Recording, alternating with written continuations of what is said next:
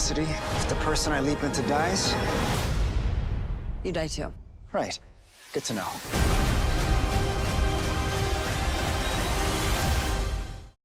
It's nice to meet you both. Congratulations on the series. How do you feel it holds up to its predecessor?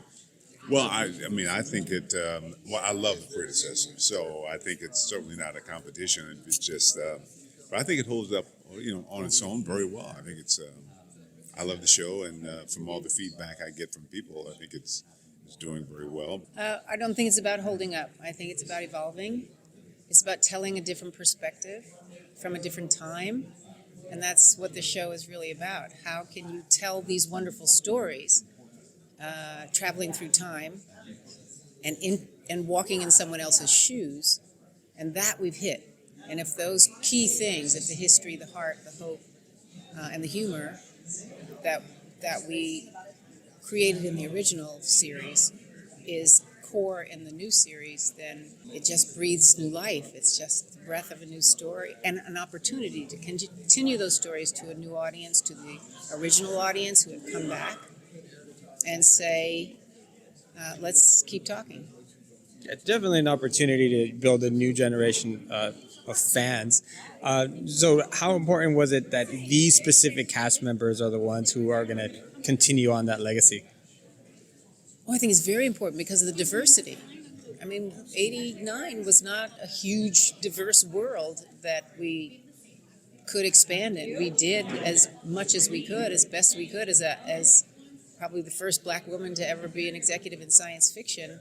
I was pushing the envelope every chance I got. I mean, the original shows where he leapt into a woman, where he leapt into a black man, the studio said, "Oh, that's year 3." And I went, "No, it's not year 3."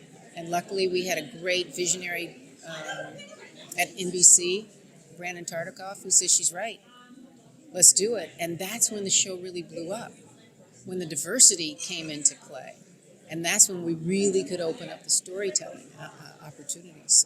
And I think the same thing has happened here. We have this amazing diverse cast that really covers 2 Korean leads. There's never been a Korean #1 on the call sheet. I love the fact that Ray is so talented and so accessible as a character and as a person. Jen, Mason, Magic. I mean, we've got Ernie Hudson. Give me a break. Ernie, for your character, you play kind of, you're in charge, but you're also the middleman because you got to answer to the government.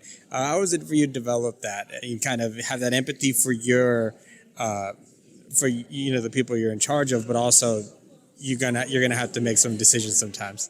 Yeah, I think it's been fun for me to kind of uncover Magic. Starting from the original show where he was leapt into to his journey to get this project back up and running, and once he's able to meet this commitment that he feels he has to get Sam back, and so he's carrying a lot, and this team of people that he's pulled together who are really brilliant, but he's just very, very dedicated to this project, and yet, as you say, he still has to answer to the Pentagon and other people there's a lot of pressure, and then try to maintain a personal life. So there's a lot going on with him, but there's a lot of really, as an actor, just great things to play, and our writers and producers the stories are amazing. So it's just a lot of fun. Definitely, I hear it's a lot of fun. So Little Birds told me that after lunch you turn into a menace. Is this true? Well, I have no idea. I've heard that too, but lunch sort of, the energy changes a bit. So I think probably for my fellow cast members, it might be another Ernie Hudson shows up when I don't get my nap. I don't know, but I love this cast. It's a great group, but so I don't know. Sounds great. Thank you both for your time. I appreciate it. It's lovely to meet you both, and I hope you enjoy the rest of the show. Thank you. Great. Much. Good Thank talking. you.